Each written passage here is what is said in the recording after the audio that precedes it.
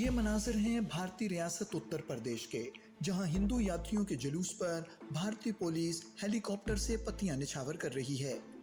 न सिर्फ हेलीकॉप्टर से पत्तियां बरसाई जा रही हैं, बल्कि सरकारी एहलकार इन यात्रियों को बाकायदा प्रोटोकॉल देने में मसरूफ हैं। और तो और पुलिस एहलकार इन यात्रियों की खूब सेवा कर रहे हैं और इनके पांव दबा रहे हैं। लेकिन इसी भारत में सड़क या रेलवे स्टेशन पर नमाज अदा करने के जुर्म में मुसलमानों को गिरफ्तार किया जा रहा है। जेलों में मुसलमानों पर वहशियाना तशद्दुद किया जा रहा है और उनके घरों और दुकानों को बुलडोजर से गिराया जा रहा है। हम तो कह रहे हैं कि और बरसाइए, बल्कि एक नहीं बल्कि 20 हेलीकॉप्टर से बरसाइए, क्योंकि भारत के टैक्स पेयर का पैसा है। हमारा आपसे बोलना यह है कि जब आप फूल बरसा रहे हैं हेलीकॉप्टर से, तो हम पर तो बुलडोजर मत बरसाइए बगैर ड्यू प्रोसेस फॉलो करें। अगर आप उनका पुलिस ऑफिसर वर्दी में बैठकर उनके पैरों की मालिश कर रहा है, तो भैया हमको पुलिस ने ले जाकर हाथ पैर मत तोड़िए हमारे मुसलमानों के। और अगर आप ये सब कर रहे हैं, बहुत अच्छा है, करिए, मगर आप नमाज पढ़ते हैं, अगर कोई मुसलमान रोड पर 295, 153 नॉन बिलेबल लगाकर जेल भी जाते हैं, कौन सा इसमें क्रिमिनल इंटेंट है बताइए? मेंसरे है ही नहीं उसमें। कौन सा दंगे की नीयत है उनकी? नमाज पढ़ रहे हैं। भाजपा डिस्क्रिमिनेशन कर रही है, एक तरफा कार्रवाई कर रही है, और भाजपा अपनी आइडियोलॉजी को, जो आरएसएस की आइडियोलॉजी है, उसको भारत पर इंपोज करना चाहिए। आज भारत में तमाम इदारे आरएसएस के हिंदुत्व नजरिए के हाथों यरगमाल बन चुके हैं। नरेंद्र मोदी के बरसरे इक़्तिदार आने के बाद हिंदू इंतहा पसंदों की मुसलमानों को सफ़ाए हस्ती से मिटाने की साजिशों में खौफनाक हद तक तेजी आ गई है। एक तरफ हिंदुओं के मजहबी त्योहारों में सरकारी सरपरस्ती में मुसलमानों की इमलाक और इबादत गाहों को निशाना बनाया जा रहा है, तो दूसरी तरफ मुसलमानों के नमाज अदा करने को एक जुर्म करार दे दिया गया है।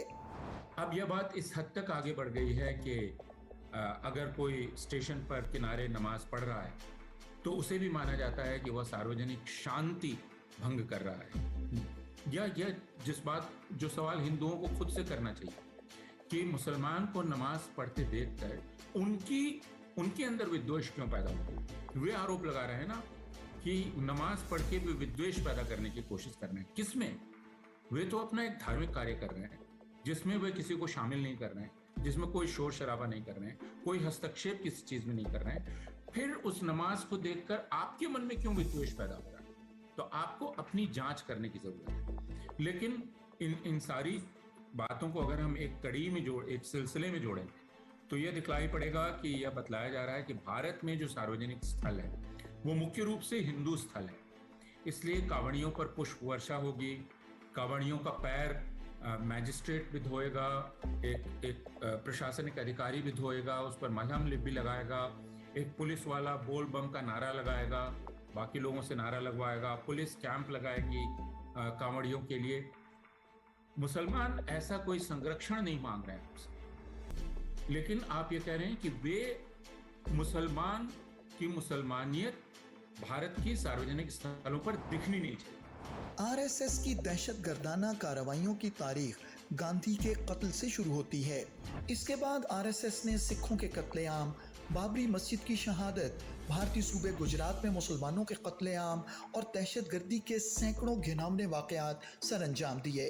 ताहम नरेंद्र मोदी के बरसरे इक़्तिदार आने के बाद भारत के तमाम इदारे खुलकर आरएसएस के गुंडों की पुष्टपनाही कर रहे हैं।